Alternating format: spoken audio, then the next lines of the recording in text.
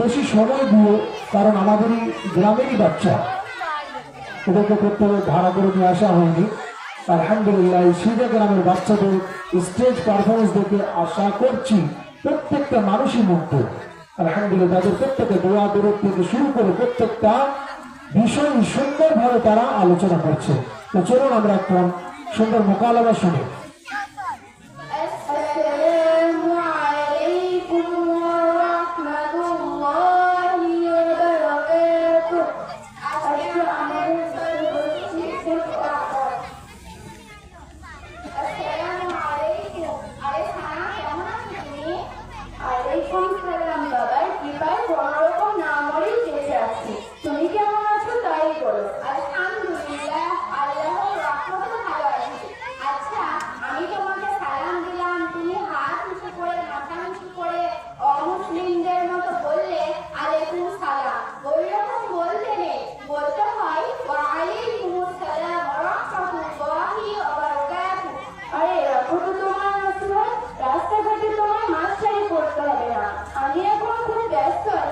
কিছু বলার থাকলে তাড়াতাড়ি বলে ফেলো। হ্যাঁ, বলার জন্য তো দাঁড়িয়েছি।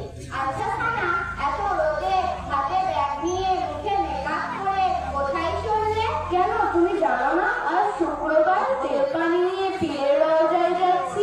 হায় আফসোস, জুমার দিন পুরুষেরা যায় মসজিদে নামাজ পড়তে, আর একই সময়ে তুমি পীরের রওজায় যাচ্ছ তেল পানি নিয়ে। কেন, তোমার কি হয়েছে? আর বলো না, এত রোগ নিয়ে ভুগছি, কত ডাক্তার কবিরাজ দেখালাম, কিছুতেই কিছু হচ্ছে না। তাই পাড়ার কিছু বয়স্ক মহিলারা বললো, আরে ওই পীর সাহেবের মাজারে যা, মানত কর, 7 শুক্রবার তেল পানি মানত কর, দেখবি সব ঠিক হয়ে যাবে। তাই আমি এই 5 শুক্রবার যাচ্ছি, এখনো 2 শুক্রবার যাব। আচ্ছা বোন, পীরের রওজায় গিয়ে কি করো? সবাই যে এরকম করে, পীরের মাজারে বাতাসা, মোমবাতি, ধূপকাঠি, গোলাপ পানি দিয়ে বললাম, বাবা পীর সাহেব, রোগ নিয়ে তোমার কাছে এসেছি, তুমি যদি আমার রোগ ভালো করে দাও তাহলে তোমার নামে জোড়া ফাঁসি দেব। নাউজুবিল্লাহ, এসব একদম বাগদম কি বলছো? একদম বাগদম বলছি মানে? এই তুমি বললে বাবার কৃপায় না মরে বেঁচে আছি, বাবা তুমি রোগ ভালো করে দাও, এসব বলছো কেন? যা পারলাম তাই বললাম, এতে তুমি নাউজুবিল্লাহ আর যাই বলো। তাহলে এটাই তুমি ভুল করছো। 100 ভাগের 100 ভাগ সত্য সুস্থ করার মালিক একমাত্র আল্লাহর, পীর বা অন্য কেউ না। সেই জন্যই তো তোমাদের মতো বর্ষধারী মহিলাদের আমি দেখতে পারি না। তুমি আমার পীর বাবাকে অপমান করছো। আস্তাগফিরুল্লাহ, তুমি ভুল বুঝছো। আমি কোনো পীর সাহেবকে অপমান করছি না। নিঃসন্দেহে পীর সাহেবরা আল্লাহর প্রিয় বান্দা, অবশ্যই আমি তাদের সম্মান করি। তার মানে এটা নয় যে পীর সাহেবরা আল্লাহর সমতুল্য। আল্লাহ ছাড়া কোনো পীর সাহেবের ক্ষমতা নেই রোগ ভালো করার, এবং সন্তান সন্ততি দেওয়ার মালিক একমাত্র আল্লাহর। আল্লাহর পবিত্র কোরআনে বলেছেন, ইন্না শিরকা লাযুলমুন আযীম। এর মানে কি? এর মানে হলো আল্লাহর সাথে কাউকে শরীক করা হলো সবথেকে বড় গুনাহ। এর থেকে ঈমান আমল সব নষ্ট হয়ে যায়। কি বললে? ঈমান আমল সব নষ্ট হয়ে যায়? হ্যাঁ, অবশ্যই। পীর বাবার মাজারে তো কত মেয়েদের সাথে দেখা হয়, কই কেউ তো বলে না এটা শিরক। আরে বলবে কি, তারাও তো তোমার মতো শিরক করে ঈমান আমল সব নষ্ট করছে। শিরক কাকে বলে দয়া করে আমাকে একটু বলবে, যাতে আমি সবকিছু ভালোভাবে বুঝতে পারি? হ্যাঁ, অবশ্যই বলবো, কেন বলবো না।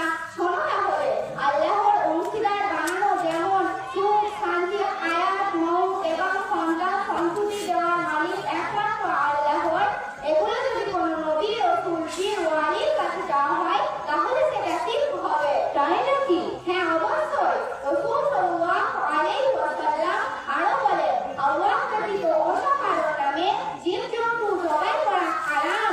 কোনো দেব দেবী, নবী, রাসূল,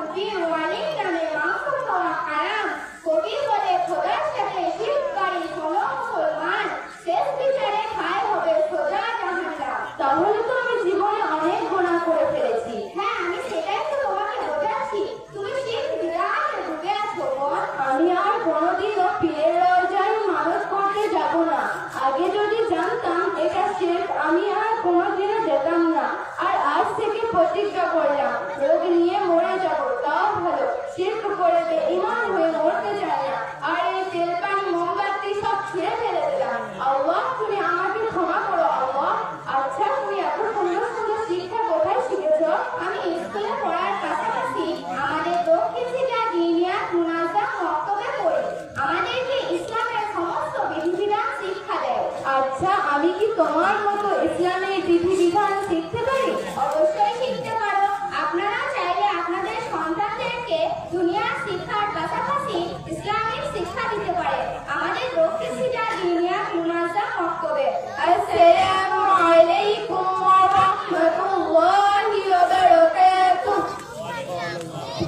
ওয়ালাইকুম আসসালাম ওয়া রাহমাতুল্লাহি ওয়া বারাকাতুহু। জি, একটা সুন্দর টপিক নিয়ে মোকালামা আমরা শুনলাম, যেটা হচ্ছে শিরক। এ খুব খতরনাক একটা গুনাহ। ইন্না শিরকা লাযুলমুন আযীম, মহা মানে একটা পাপের কথা বলা হয়েছে। লা তুশরিক বিল্লাহ, ওই কঠিনতম ভয়ভীতি বলা হয়েছে যে তোমরা শিরক করো, যদি তোমাদেরকে কতল করে পুড়িয়ে ফেলা হয় তবু কিন্তু যেন শিরক না করো। তো শিরক হচ্ছে একটা জঘন্যতম পাপ, যে পাপের কোনো আপনার মাফ নেই। তো সেই জন্য আমরা শিরক মুক্ত জীবন যাপন করার চেষ্টা করি।